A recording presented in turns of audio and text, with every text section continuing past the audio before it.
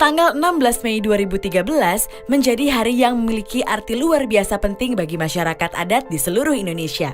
Hari itu, Mahkamah Konstitusi Republik Indonesia mengeluarkan putusan MK nomor 35 PUU-10-2012 atas permohonan yang diajukan oleh Aliansi Masyarakat Adat Nusantara bersama dua komunitas masyarakat adat terhadap Undang-Undang 41 tahun 1999 tentang kehutanan. Putusan tersebut menyatakan bahwa hutan adat bukan lagi hutan negara, melainkan hutan yang berada di dalam wilayah masyarakat adat. Putusan ini jelas merupakan momentum penting bagi perjuangan masyarakat adat dalam mendapatkan hak-haknya. Putusan MK ini menjadi sebuah tonggak yang sangat penting karena putusan ini merefleksikan perjuangan masyarakat adat di Indonesia selama ini untuk mendapatkan pengakuan atas hak-haknya, wilayah adatnya, serta hak untuk mengelola kekayaan alam di dalam wilayah adat tersebut. Dan yang paling membesarkan hati, putusan ini kemudian diikuti oleh beberapa peraturan yang bersifat memperjelas keberadaan dan hak-hak masyarakat adat. Ini menunjukkan bahwa isu kepentingan masyarakat adat sudah mulai mendapatkan perhatian dan komitmen pemerintah. Pemerintah mengeluarkan beberapa peraturan untuk menindaklanjuti putusan MK 35, diantaranya Surat Edaran Menteri Kehutanan Nomor 1 Tahun 2013, Peraturan Menteri Kehutanan Nomor 62 Tahun 2013 tentang pengukuhan kawasan hutan, Peraturan Menteri Dalam Negeri Nomor 52 Tahun 2014 tentang pedoman pengakuan dan pelindungan hak masyarakat hukum adat. Peraturan bersama Menteri Dalam Negeri, Menteri Kehutanan, Menteri Pekerjaan Umum, dan Kepala BPN Nomor 79 Tahun 2014 yang menjelaskan prosedur untuk verifikasi penguasaan tanah dalam kawasan hutan. Peraturan Menteri Agraria dan Tata Ruang, Badan Pertanahan Nasional Nomor 9 Tahun 2015 tentang hak komunal atas tanah.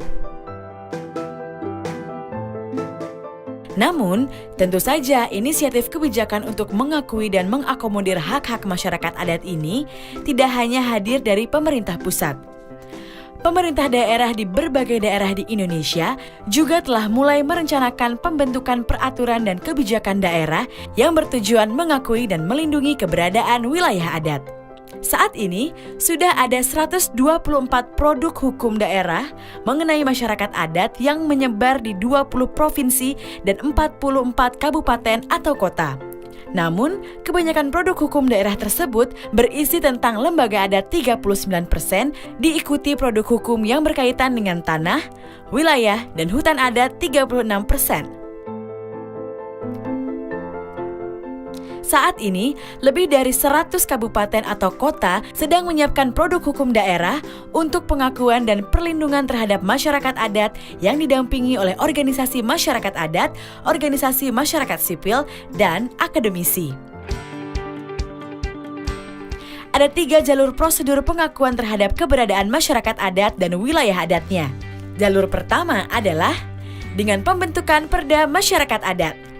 Berdasarkan usulan dari masyarakat, DPRD dapat memasukkannya dalam program legislasi daerah.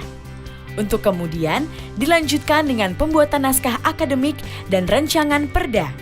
Setelah pembahasan rancangan perda pansus dan sidang paripurna, perda dapat disahkan pada sidang paripurna DPRD. Masyarakat adat yang dapat menjalankan urusan pemerintahan dapat ditetapkan sebagai desa adat berdasarkan Undang-Undang Nomor 6 Tahun 2014 tentang Desa. Jalur kedua adalah dengan dikeluarkannya surat keputusan Bupati. Ini merujuk kepada Permendagri Nomor 52 Tahun 2014. Hasil dari identifikasi yang dilakukan oleh camat disampaikan kepada Panitia Masyarakat Hukum Adat yang terdiri dari Sekretaris Daerah, Kepala SKPD terkait, Bagian Hukum, dan camat. Setelah melakukan verifikasi, Panitia MHA memberikan rekomendasi kepada Bupati untuk kemudian ditindaklanjuti menjadi SK Bupati. Jalur ketiga yang dapat ditempuh adalah pengakuan hak komunal berupa sertifikat komunal. Ini merujuk pada Permen ATR nomor 9 tahun 2015. Bupati atau gubernur akan membentuk tim IP4T setelah menerima permohonan dari masyarakat. Tim IP4T terdiri dari Kepala Kantor Pertanahan, Camat, Lurah atau Kepala Desa, Pakar Hukum Adat, Dinas Kehutanan, BPKH, Perwakilan Masyarakat Adat dan LSM, dan instansi yang mengelola sumber daya alam. Setelah melakukan identifikasi, verifikasi, dan pemeriksaan lapangan, tim IP4T akan melaporkannya kepada Bupati atau Gubernur.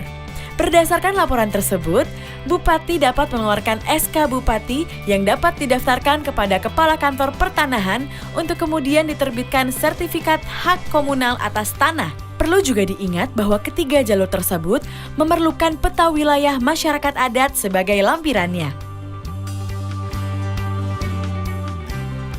Pengakuan terhadap hak-hak masyarakat adat yang dilakukan secara terbuka dan mendapatkan dukungan dari pemerintah baik pusat maupun daerah akan secara langsung memperkuat keberadaan masyarakat adat dan meningkatkan kesejahteraan warga negara. Dan masyarakat adat yang kuat dan sadar akan hak-haknya akan turut berkontribusi memperkuat bangsa tercinta ini.